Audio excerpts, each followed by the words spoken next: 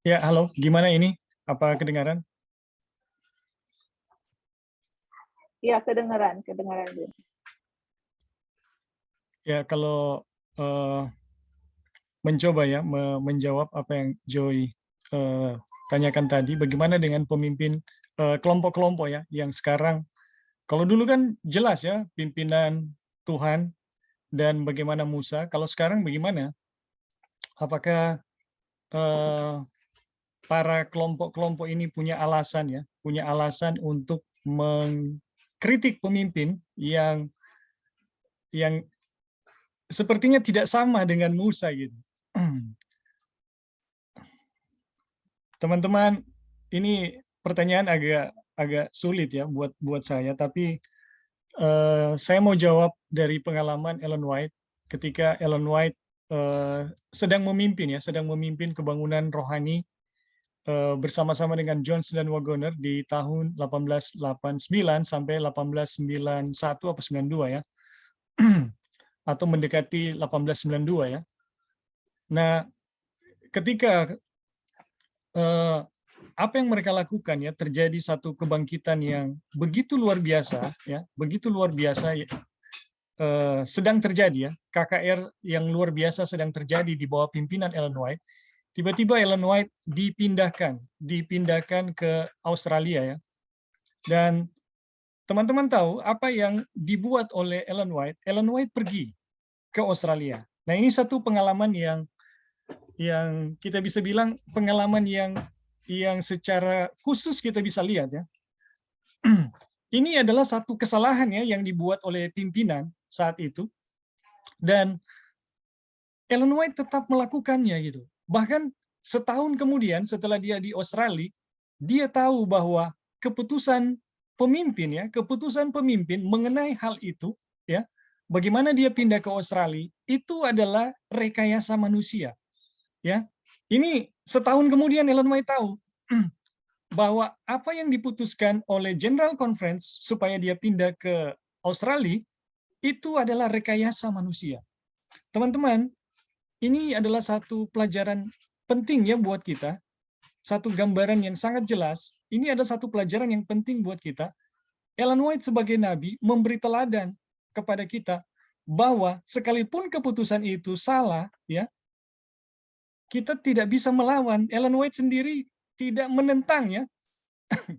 Ellen White sendiri tidak menentang. Ellen White tetap menerima tugas itu kurang lebih 10 tahun ya dia di Australia. Jadi sejak tahun itu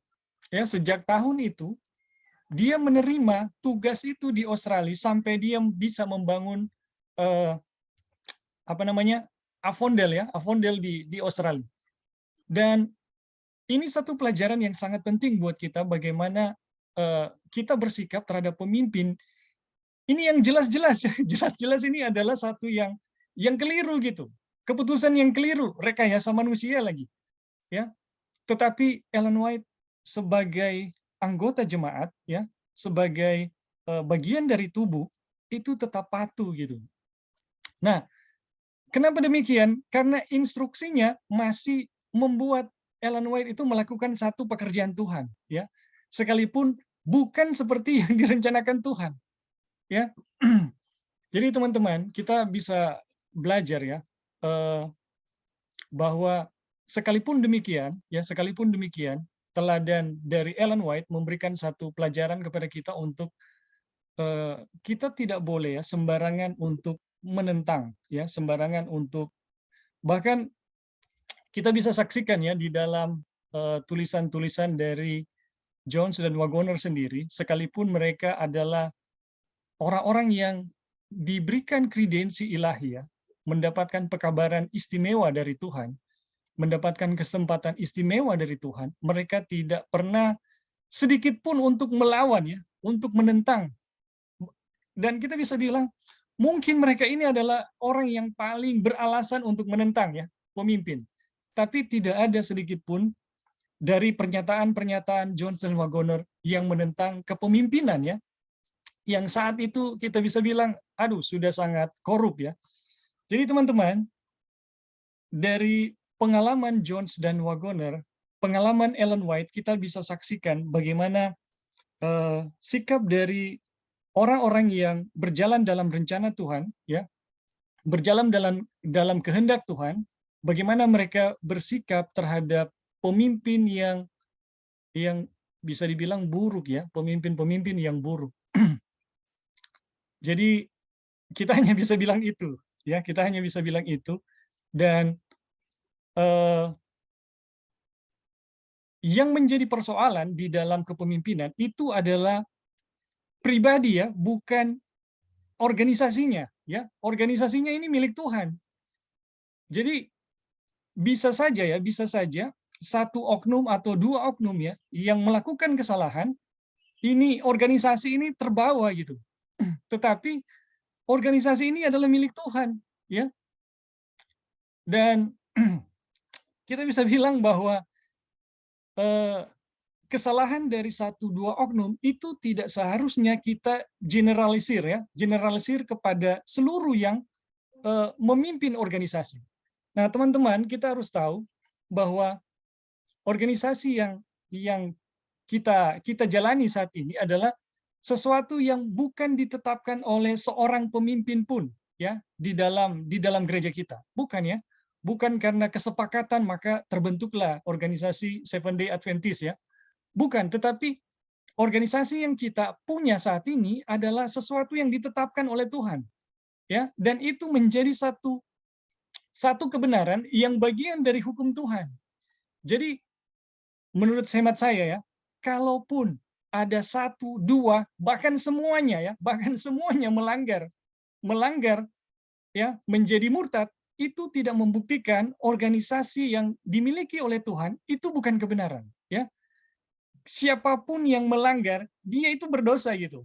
Dan kita yang dipimpin, yang kemudian melanggar, kita berdosa bukan kepada pemimpin, tetapi kita berdosa terhadap dia yang menetapkan organisasi atau kepemimpinan itu di dalam gereja kita. Jadi teman-teman, itu ya yang kita bisa berikan mengenai bagaimana ya bagaimana dengan mereka yang kelompok-kelompok ya yang apa namanya yang bersikap menentang pemimpin-pemimpin yang alasannya adalah murtad, ya, alasannya adalah murtad. Nah, masalah juga dari kelompok-kelompok ini, kebenaran yang mereka tarik, ya, kebenaran yang mereka tarik untuk menghakimi para pemimpin itu kebanyakan bukanlah kebenaran yang dari Kristus, ya.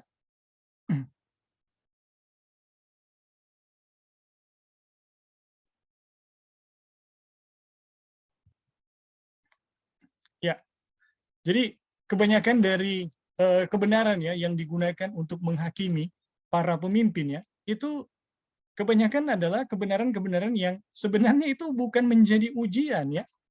Contohnya adalah makanan atau vegetarian, ya. Berkali-kali Ellen White sudah katakan, makanan itu bukan ujian tabiat, tetapi ada banyak orang yang menggunakan kutipan mengenai makanan.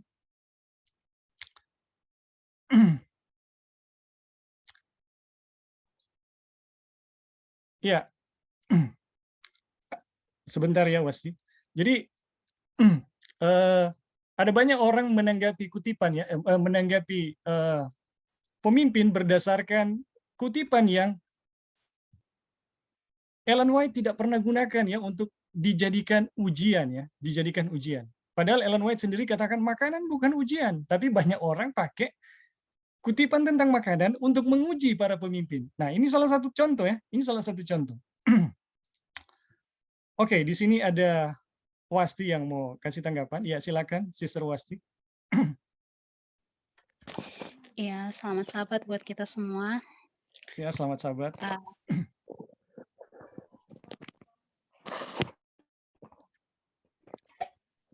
Terima kasih kesempatan diberikan. Jadi, kenapa saya tanggapi ini? Karena saya takut saya yang salah pahami atau bagaimana. Tapi biarlah melalui, maksudnya lebih diperjelas lagi tidak akan menjadi kekeliruan bagi saya dan juga mungkin orang-orang yang bergumul akan hal ini. Menanggapi tadi, bagaimana pertanyaan dari Kak Joy, bagaimana dengan orang-orang yang sekarang kayak seakan-akan menentang pemimpin. Nah, kalau yang saya perhatikan pembahasan dari awal yang dimaksud oleh Wagoner di sini dan Eti Jones, pemimpin di sini yang dimaksud adalah